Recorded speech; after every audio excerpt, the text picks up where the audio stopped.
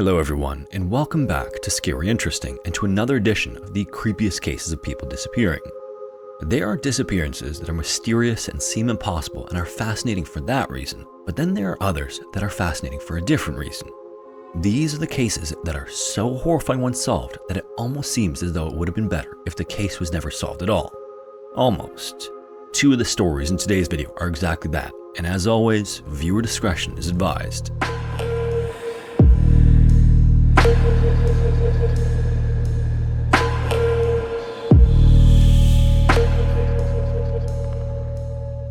This video is sponsored by Manscaped, the brand that's transforming men's grooming. With the trust of over 10 million men worldwide, Manscaped has come up with a range of incredible grooming tools for your most sensitive areas. Like, for example, their latest bundle, the Performance Package 5.0 Ultra, includes the Lawnmower 5.0 electric trimmer, which is designed for precision and comfort on hair all around your body. It features something known as skin-safe technology to easily cut through hair while also being gentle on the skin. It even has an interchangeable foil blade for a smooth finish similar to what you might get with a razor. Beyond just the interchangeable heads though, the Lawnmower 5.0 includes a big LED light and a dual temperature feature to accommodate all skin tones. It's also got all the essential features like a rechargeable battery, RPM technology, a travel lock, USB-C charging, a battery life indicator, and it's waterproof. Then, in addition to the Lawnmower, the Performance Package 5.0 Ultra also comes with the Weed Whacker 2.0 for trimming ear and nose hair, featuring the same skin-safe technology. Then there's also the Crop Soother, which is an aftershave, and the Crop Preserver, which is a deodorant for your sensitive areas. And finally, in addition to everything else, you'll get two free gifts, the Comfortable Boxers 2.0 and the Shed 2.0 to keep your grooming tools organized. So, to join the millions who trust Manscaped for their grooming needs, visit manscaped.com and use promo code SCARY20 for 20% off, free shipping, and two free gifts. And with that said, let's get into today's video. Before we get into this first story, bear with me for 30 seconds through a brief bit of history to frame the events. In North Africa sits the People's Democratic Republic of Algeria, which is the continent's largest country in terms of area. Its population of 44 million people lives across almost 920,000 square miles, and it's been inhabited since long before we began to write our history in books. Some of the world's earliest civilizations made their mark on the country, including the Romans and Greeks, but the group with the greatest influence on Algeria over its history is its Arab population. Today, the country is very much a reflection of the Islamic dynasties of the past, but the country had to endure tumultuous times to get here. Algeria was invaded by the French in 1830, who took control of the government in 1901. The result of the European rule was European migration, and many Algerians were either pushed out of their homes or killed by disease, starvation, or warfare. This eventually led to the Algerian War, which lasted all the way until 1962, when the country won its independence back. Unfortunately, however, post-independence Algeria continued to face economic hardship and political corruption, which culminated in the cancelling of the 1992 elections. What followed was a complex, bloody conflict between multiple groups that raged for 10 years. Several parties formed, including some considered extremists, and the consequences for the average Algerian was immense, as families were torn apart or obliterated outright in seemingly countless civilian mass casualties. So, when 19-year-old Omar bin Omran suddenly went missing one morning in 1998, his family was left to assume he'd just become another war statistic. The country was also in total chaos, and there wasn't any authority his family could turn to in hopes of finding Omar. Instead, they had to mount their own search, which was a dangerous thing considering what was happening in the country at the time. And as you might imagine, the war also limited the area and the scope of the search. In the end, sadly, years passed without any developments in Omar's disappearance, not that anyone could really seek them out with the war going on anyway. Fighting between the parties and the horrific civilian tragedies continued into the new millennium until the armed wing of one of the groups fighting against Algeria's military dissolved and a peace deal was struck. When the dust finally settled and Algeria could start picking up the pieces, the toll from the conflict was unclear. Other than that, it was devastating. His family hoped that Omar would turn up once the fighting ceased and they could probably look for him, but several years after his disappearance, the chances of learning his fate, let alone finding him, were somewhere between slim and none. In 2013, Omar's mother passed away tragically, going to her grave having no idea what happened to her son. By the middle of 2024, his family had long ago accepted that his disappearance would remain unsolved. They just had little choice but to move on with their lives. However, all it took was one social media post for everything to change. It's not often that we cover recent events on the channel, and this is because, in most cases, a full picture of what happened doesn't come to light until much later, and Omar's disappearance looks to be no exception. There is still much that has yet to be released, but Omar's story is so unbelievable, even in what little is known as the time of this recording. While we can't currently connect all the dots, the following is what is known so far. In early May of 2024, a sibling of one of Omar's neighbors published a post to Facebook that hinted at the neighbor being involved in Omar's disappearance. The siblings were involved in some sort of inheritance dispute, and the post was intended to remove the neighbor from the equation. While this could have been written off as a ploy considering those circumstances, the post was seen by members of Omar's family, and they quickly alerted the police to it. In the days that followed, the public prosecutor found the claims of the post to be credible and gave the okay to search the home of the Facebook poster's brother. Police then turned up at the property, and what they found at 8 p.m. on May 12, 2024 shocked everyone. In the neighbor's stable, police found a floor covered in loose straw with hay bales stacked up in one particular section. In moving the bales and clearing the loose straw to reveal the stable's wooden floor, police found what the Facebook post was alleging. The bales were hiding a trapdoor leading to a secret compartment. When police swung the door open, they could hardly believe what they were seeing. Looking up at them was Omar. A video from the moment he was discovered shows him squatting in a small pen called a sheepfold, wearing a sweater, a full unkempt beard, and a surprised look on his face. He was even so confused by what was happening that he remained in the pen for a few moments and needed to be convinced to leave the extremely small space. It was immediately clear to police that he had not been allowed outside the tiny prison in a very long time, 26 years to be exact. The reason Omar was kidnapped and held captive for nearly 3 decades is unclear as the publishing of this video, but the neighbor, known currently only by the initials BA, tried to flee and was quickly captured. And since the discovery, 7 others have been arrested in connection with concealing his kidnapping. The man known only as BA is reportedly 61 years old, making him 35 at the time he took 19-year-old Omar and stashed him beneath the floor of his stable. On the other hand, Omar is now 45 years old. And after being checked out by doctors, it's reported that he understandably has physical and mental issues from his time in captivity. As mentioned, few details have emerged so far, but those that have been are chilling. In the first few weeks after Omar disappeared, his German Shepherd dog had begun doing something it had never done before. Every day, the dog would go to BA's house and sit outside whining as if waiting for someone. One morning, Omar's family awoke to find the dog lying dead in front of the door. It was devastation, obviously added on to an already tragic situation, as the dog was a beloved part of the family, as well as the family's strongest connection to Omar.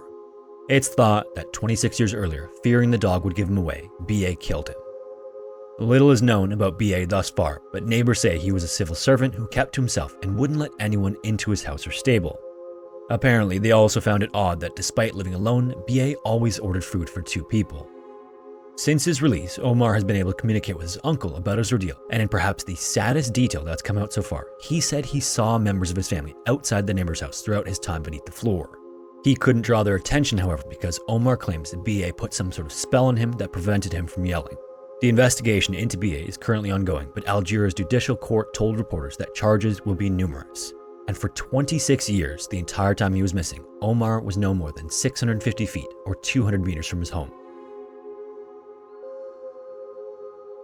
It was a slow, snowy evening for the police of Haverhill, New Hampshire on February 9, 2004 when the phone rang at dispatch. A woman was on the line to report a minor accident that had just taken place outside her house. It didn't look terribly serious, but after she heard the loud thump of a car's impact and saw the young woman standing outside the vehicle looking distraught, she figured she'd better call for help. The operator then sent out the information to available units, and about 15 minutes later, the first officer showed up to the scene. Just like it was described, there was a black 1996 Saturn sedan parked against a snowbank, but when the officer got out to contact the driver, he couldn't find her anywhere. He then started to walk around the car and immediately noticed that this didn't look like a fender bender. The front of the car was smashed in enough to disable the engine, the windshield was cracked, and both airbags went off on impact. Then, shining his flashlight on the interior of the locked car, he spotted several bottles of liquor, a damaged box of red wine that had apparently been spilled both inside and outside the car, and an empty beer bottle. On top of that, up front, well within the driver's reach, was a Coke bottle that was filled with red wine. Almost immediately, the officer believed he was looking at a DUI-related accident, but weirdly, there was no one there to assess. When the ambulance showed up, the officer turned them away, and after firefighters checked the car for any threat of fire, they too left the scene and returned to the station. It was like the driver of the car evaporated in the time between the call to 911 and the officer's arrival. So next, in running the Massachusetts license plate on the Saturn, the officer at least determined who he needed to be looking for. Her name was Maura Murray. Maura grew up as the baby among 5 children on the South Shore of Massachusetts. When she was 6 years old, Maura's parents divorced, and she lived most of the time that fall with her mother. She went on to be a celebrated and accomplished student in grade school and graduated at the top of her class. She also excelled athletically as a cross-country and track star. When it came time to think about where to go to college, schools were falling all over each other to offer her a scholarship. However, instead of going the traditional college route, she accepted a congressional nomination to attend the prestigious U.S. Military Academy at West Point. To absolutely no one's surprise, Maura was a high performer at West Point in academics and athletics too, but after giving the military shot, she couldn't shake the feeling that the military just wasn't for her. She then transferred to the University of Massachusetts at Amherst to enter the school's nursing program, and once again, no one was surprised when she proved herself head and shoulders above her classmates. In her personal life, Maura was also dating a guy she met at West Point, and from all appearances, she was an average, thriving student with a bright future ahead of her. That's the image Maura portrayed anyway, but things weren't exactly as they seemed. It's true that she was an excellent student, a stellar athlete, and a shining example of how to balance the two for aspiring college student athletes. It's also true that Maura was troubled and perhaps struggling with the pressure from expectations she had for herself and those placed upon her by others. She also didn't leave West Point of her own free will. Maura was apparently asked to leave after she was caught stealing a few dollars worth of makeup from a campus store. Then, while at UMass Amherst, Maura stole the credit card numbers from another student's credit card and used them to make several purchases. She eventually admitted to this and was sentenced to probation, which was supposed to be dismissed after 3 months of good behavior. But just 2 days before her accident, she was involved in another accident that was seen as suspicious. Her dad had come to the town to accompany Maura car shopping, and after a full afternoon of checking out vehicles, the father and daughter went to dinner before Maura drove him back to his motel for the night. Her night wasn't quite over yet, though. She borrowed her father's car to return to campus for a party. Then, after 4 hours of socializing, which likely included drinking, she hopped back into the car and drove back toward the motel and hit a guardrail in the way, causing almost $10,000 worth of damage. Police arrived shortly after to document the accident, but records don't mention any field sobriety tests that Maura had done, so it's unknown if she was intoxicated or under the influence when the accident occurred. In addition to these issues, Maura was also exhibiting strange behavior leading up to the accident. On February 5th, she received a phone call from her sister Kathleen while Maura was working a shift as a campus security guard. During the call, the two discussed Kathleen's fiancé and the problems she was having with him. Earlier that day, Kathleen's fiancé picked her up from rehab where she had managed to achieve sobriety. On the way home, however, he apparently took her directly to the liquor store, causing her to relapse. The two sisters were close, and the news must have hit Maura hard because she burst into tears shortly after the call ended. When her supervisor came to the desk a bit later, however, Maura was described as being almost catatonic. She wasn't replying to any effort to snap her out of it until she finally uttered the words, "my sister." And after that, until she was escorted back to her dorm room at 1:20 the following morning, Maura remained silent with her gaze fixed on nothing in particular. A couple days later, on the evening of the crash in Haverhill, a passing bus stopped at the accident site shortly after it happened. The bus driver then asked Maura if she needed help or for him to call the police. There was no cell reception in such a remote area, but she told him that she had already gotten a hold of AAA and pleaded with him not to call the police. The driver obviously saw this as odd, and with his home just down the street from the site of Maura's car, he pulled his bus into his driveway, parked, and went inside to call the police anyway. Several hours later, after the officer oversaw the towing of Maura's car, he made his way over to the driver's house to question him and ask if he'd help look for the missing woman. The driver was happy to assist, and the two drove west on Route 112. Other officers then joined the effort, but there was no sign of Maura anywhere. There weren't even footprints near the accident that would indicate that she walked off, either down the road or into the woods. So afterwards, she was officially listed as a missing person. After Maura's family was notified, and while her family traveled to Haverhill to search for her, police decided to wait another day before they got involved. This meant that it wasn't until February 11th that an official search effort was mounted, and investigators started to gather information that may be related to her disappearance. Police then went on to search her dorm room and found it odd that Maura had removed everything from the walls and that most of her belongings were packed in boxes. It sort of looked as if she was planning to move out, but the semester was far from over. A piece of printed paper was also found on top of the boxes that contained a letter from Maura to her boyfriend about the problems they had been having. However, nothing in the letter mentioned anything about where she was heading on February 9th, and in all the interviews with her family, friends, and classmates, police learned that Maura didn't verbally share the information with anyone either. Detectives were, however, able to piece together what her day looked like leading up to the secret trip she was making. Earlier that day, Maura turned in an assignment online and emailed her professors to let them know that she would be out of town for the rest of the week due to a death in the family. Only no one in the family had passed away. It was also found that she had placed calls to several lodgings in Vermont and New Hampshire before appearing on an ATM security camera alone at 3:30 p.m. In the video, Moore withdrew $280, almost emptying her checking account, and the next day made her way to a liquor store where she bought $40 worth of spirits, including a box of red wine. Because of all of this, police were initially working off two theories. She was either running away to start a new life or heading somewhere to end things. As time went on, however, Moore's parents believed her disappearance was the result of foul play. Based on what was found at the scene, there was really only one way Moore would have left the scene of the accident, and that was by getting into a vehicle with someone. Unfortunately, it wouldn't be until April when police put out a press release to establish a more concrete theory.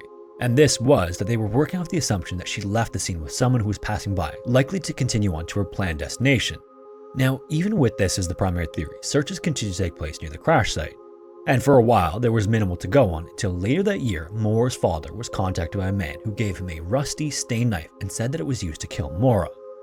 This man had supposedly taken it from his brother, who he believed was the person who took her.